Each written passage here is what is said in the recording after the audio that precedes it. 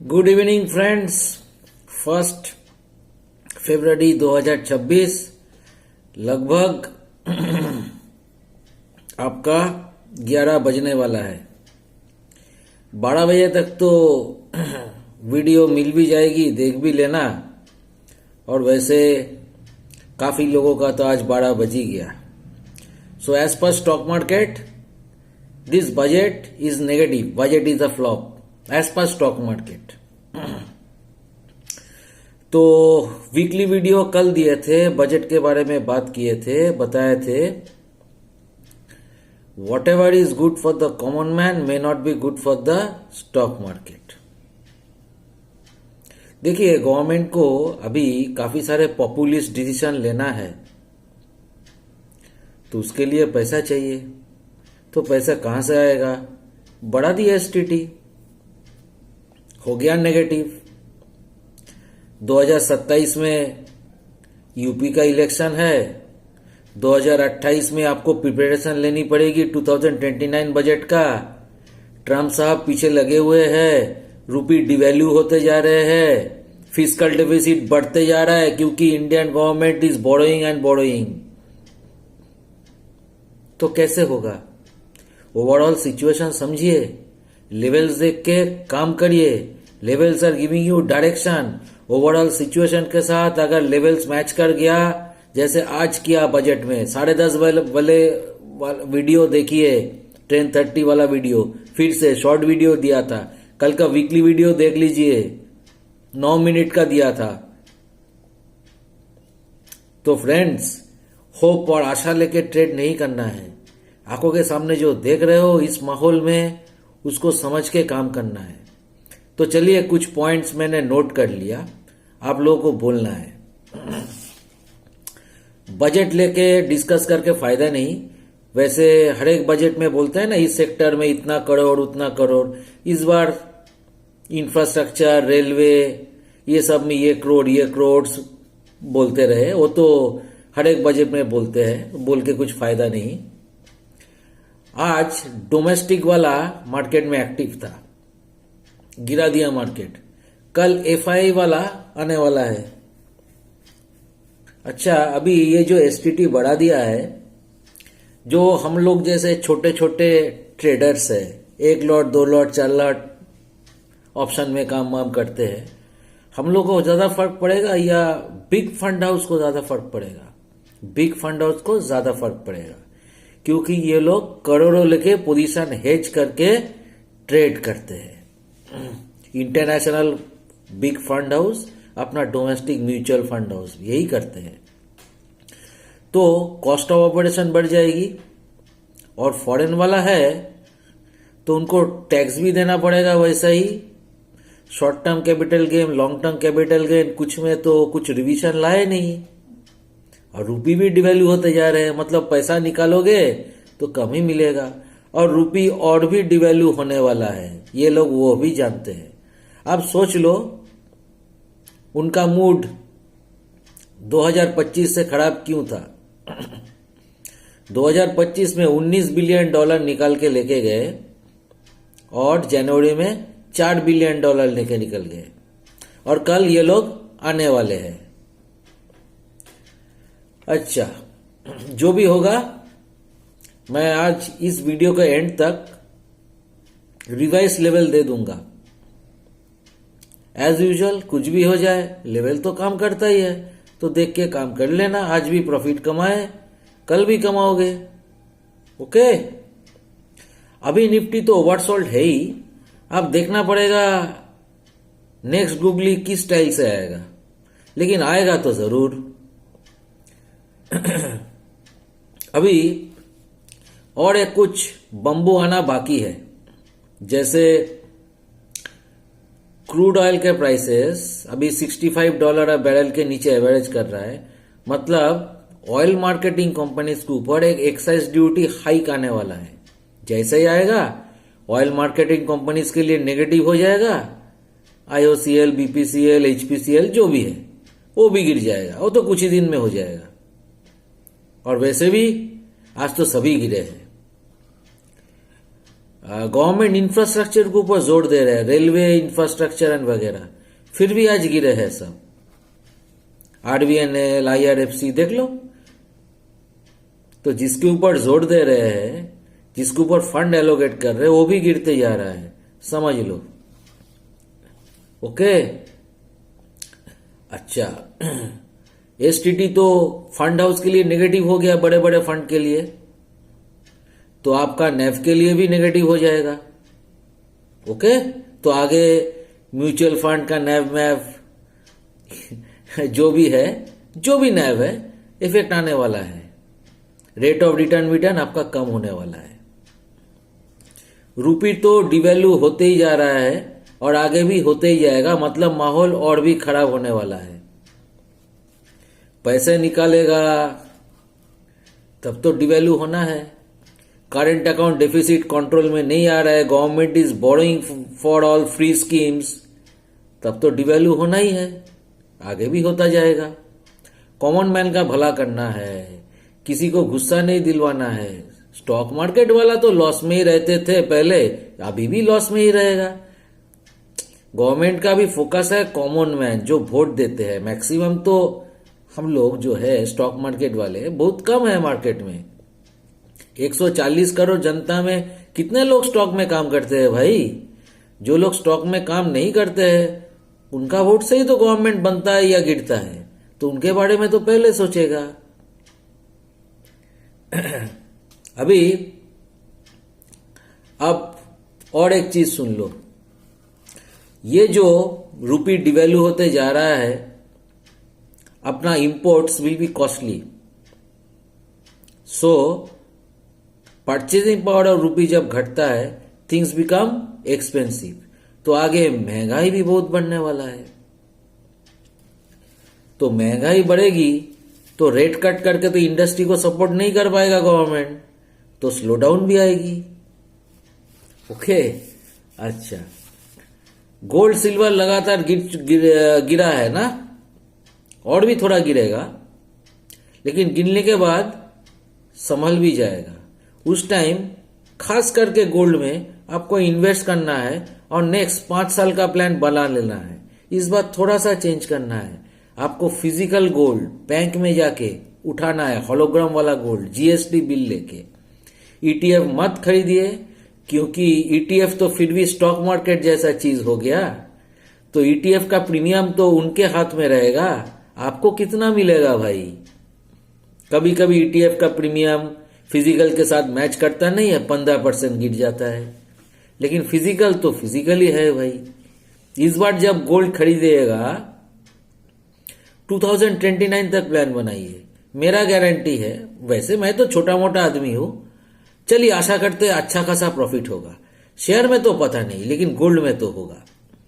और एक कमोडिटी का बात बोल रहा हूं, कॉपर, जिसका ETF अभी तक इंडिया में आया नहीं, USA में है। अगर वो आ गया तो उधर ETF में लगा सकते हैं पैसा, और मेरे हिसाब से आ भी सकता है, कि गवर्नमेंट को तो थोड़ा पैसा चाहिए ना, ऐसा माहौल होने वाला है। लिक्विडिटी चाहिए, लिक्विडिटी तो अभी भाड़ में जाने वाला है। Okay, defence sector, this is one sector जहां पे मेरे को अभी भी उम्मीद है, क्योंकि इंडिया से यूरोप को हथियार खरीदना पड़ेगा बहुत जल्द। यही एक सेक्टर है जो इंडिया को बचा सकता है, डिफेंस सेक्टर। और डिफेंस सेक्टर हथियार बनाने के लिए लोहा चाहिए, स्टील चाहिए, कॉपर चाहिए। तो ये सेक्टर जब उठेगा, चढ़ेगा, तो ये सब भी चढ़ेगा। वैसे अभी से वॉच लिस्ट में लगा के रखो, लेकिन अभी खरीदना मत। मैं कुछ बोलने वाला हूं चार्ट में, पहले वो सुन लो। अब इंटरनेशनल स्थिति देखते हैं। US गवर्नमेंट शटडाउन में था, राइट? कल खुलेगी। इस बीच गोल्ड डंप हो गया, सिल्वर भी डंप हो गया। किसने किया भाई? JP मॉर्गन ने किया है, बोल ही दे रहा हूं। आपके पास खबर है इस बीच USA का एक बैंक फेल हो चुका है? नहीं पहुंचा होगा खबर। खबर लेट से आती है और जानबूझ के समय पे नहीं दिया जाता है।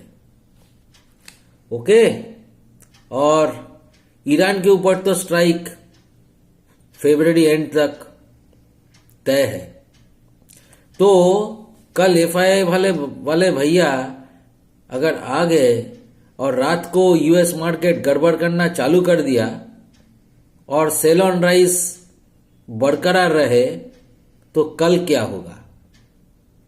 कल अगर कुछ हुआ, मतलब कल इस वीक में अगर आगे कुछ नेगेटिव हुआ, पूरा फरवरी नेगेटिव अगर जस्ट इन केस हुआ, तो मार्च में तो कहीं के नहीं रहोगे भाई।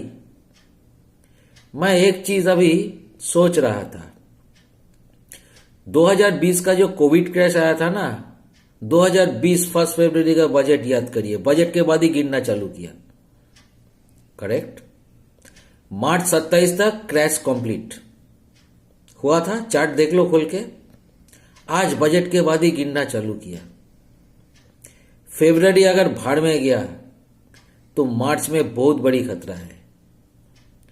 फिलहाल मार्केट जो इतना फ्रेजाइल है, इस पर्टिकुलर टाइम में एसटीटी लेके उंगली नहीं करना था, लेकिन कर दिया। पैसे चाहिए ना, फ्री स्कीम्स देना पड़ेगा ना, इलेक्शन जीतना पड़ेगा ना। इस बार तो एब्सोल्यूट मेजोरिटी नहीं था ना बीजेपी के पास, सबको संतुष्ट करना पड़ेगा। कुछ भी हो जाए वोट लेना ही है। यूजीसी में देखे ना क्या कर दिए, एससी एसटी का वोट चाहिए ही चाहिए, गड़बड़ कर दिए। सिचुएशन और is very tough, internal situation खास करके यूजीसी के बाद तो गर्म कर दिया। इंटरनेशनली तो लगे हुए हैं ट्रम्प साहब अपने पीछे, उनके 2 चमचे चाइना नहीं, चाइना का प्लान तो कुछ और ही है। पाकिस्तान और बांग्लादेश लग पड़ा है इंडिया के पीछे, और चाइना तो एंटी थे ही। तो इस बीच अगर इसे उल्टा पुल्टा डिसीजन लिया जाएगा, जैसे यूजीसी, बाद में सुप्रीम कोर्ट को रोकना पड़ा, तो कैसे चलेगा भाई? दिस पर्टिकुलर टाइम में तो दिमाग ठंडा रखना पड़ेगा। तो ओवरऑल स्थिति समझ गए ना मैं क्या बोल रहा हूं? फर्स्ट वीडियो ऑफ 2026 से मैं नेगेटिव ही बोलते आ रहा हूं। बोले थे बायर भी मरेगा, सेलर भी मरेगा। इन्वेस्टर जो 2025 में लॉस में थे, 2026 में भी लॉस में रहेगा। पहले ही कोई वीडियो में बोल दिए थे, फर्स्ट वीडियो ऑफ 2026 में ही बोल दिए थे। आज आप लोगों को एहसास आ गया मैं क्यों ऐसा बोल रहा हूं, और आगे भी ऐसा ही बोलता जाऊंगा जब तक लेवल से कुछ पक्का सिग्नल हमको ना मिले। सुनने में खराब लग सकता है, मैं आपको फॉल्स होप नहीं देना चाहता हूं, क्योंकि ना तो मैं कोई कोर्स बेचता हूं, ना तो मेरा कोई लाइफ टाइम मेंबरशिप है, इसीलिए सच बोलने का हिम्मत रखता हूं। जो लोग झूठे दिलासा दे रहे हैं आप लोगों को, उनका कुछ ना कुछ मकसद है। पहले से ही अगर सब बोल देगा ये हो जाएगा वो हो जाएगा, तो कोर्स करेगा कौन? लाइफ टाइम मेंबर बनेगा कौन? वही है। चलिए चार्ट आगे थोड़ा देख लीजिए। मैं 2 डिफरेंट टाइप का चार्ट दिखाने वाला हूं, आप लोग समझ जाइएगा, उसके बाद फिर से बात करते हैं। Friends, this is the current situation. जब तक निफ्टी 25,500 के ऊपर 2 दिन क्लोज नहीं करेगा, मार्केट बियर के ग्रिप में रहेगा। मतलब जितना भी ऊपर जाए, कभी भी सर्जिकल स्ट्राइक हो सकता है 25,400 में ही हो जाए, उससे पहले ही हो जाए, हो सकता है 25,200 के आसपास से सर्जिकल स्ट्राइक हो जाए। कुछ भी अगर हो गया ऊपर जाते वक्त, या कल नीचे चला गया सीधा, तो भाई साहब 24,500 टेस्ट होने वाला है। सुन लिया ना? फिलहाल फरवरी में एक रेंज लेके चलिए, 25,400 25,500 ऊपर और नीचे 24,500 फास्ट रेंज। अब दूसरा एक चार्ट दिखा रहा हूं, वो थोड़ा डेंजरस चार्ट है, सावधान। देखो ये देखो फ्रेंड्स, सिचुएशन देखो। ये चार्ट भी बोल रहा है आपको 24,500 बहुत इंपॉर्टेंट है। 24,500 के नीचे अगर 2 दिन चलती रही तो भाई साहब 24,000 लास्ट सपोर्ट है। 24,000 is the last support of 2026। 24,000 के नीचे अगर 2 days close, monthly close, weekly close कुछ भी कर दिया, मार्केट विल क्रैश। भाई साहब आपको पूरा फरवरी में सेल ऑन राइज में तब तक रहना है जब तक 25,500 के ऊपर 2 दिन क्लोज नहीं करता है, तब तक 25,500 के नीचे मार्केट बियर ग्रिप में रहेगी। 24,800, 24,500, 24,000 एक ही बार में सब जाएगा नहीं, अप डाउन करके उठा के पटका के जाएगा। अगर बियर ग्रिप में रहा तो कुश्ती का धोबी पैच याद है ना, उठाते हैं उसके बाद ऊपर से पटक देते हैं, धोबी पैच। और भाई साहब पूरा 2026 का नंबर है, सपोर्ट नंबर है 24,000। इसके नीचे मार्केट विल क्रैश, समझ गए? तो फ्रेंड्स स्थिति बहुत भयंकर है 25,400 के नीचे, वही 2 हफ्ता पहले वाला लेवल कमाल दिखा दिया। 25,400 के नीचे आज ही अपना वीकली लेवल 24,800 तो आ ही गया। 24,800 के नीचे तो देख ही लिया आप लोग क्या हो गया। The low was 24,571। अब आगे देखो, क्लोजिंग बेसिस पे 24,800 रिकवर करता है या नहीं। रिकवर कर गया क्लोजिंग बेसिस में, बच गया। वही गब्बर सिंह बच गया साला। अगर क्लोजिंग बेसिस पे, जस्ट क्लोजिंग बेसिस पे 24,800 संभाल नहीं पाया तो फिर 24,500 में संभाल गया तो अच्छी बात है, नहीं तो 24,000 जो है उसके नीचे अगर 2 consecutive days weekly close, monthly close कर दिया कभी भी 2026 में, तो मार्केट क्रैश। ओके फ्रेंड्स, आज क्लोज किया है 24,825, जस्ट 25 पॉइंट ऊपर। कल से FII लोग वापस आ जाएंगे। कल देखते हैं क्या होता है। Keep yours fingers closed. वैसे टेक्निकली ओवरसोल्ड है, लेकिन ओवरसोल्ड मार्केट को कैसे गिराना पड़ता है ऊपर से लेके धोबी बैच करके नीचे, ये सब लोग जानते हैं। ओके, सो कल मिलते हैं। Thank you friends.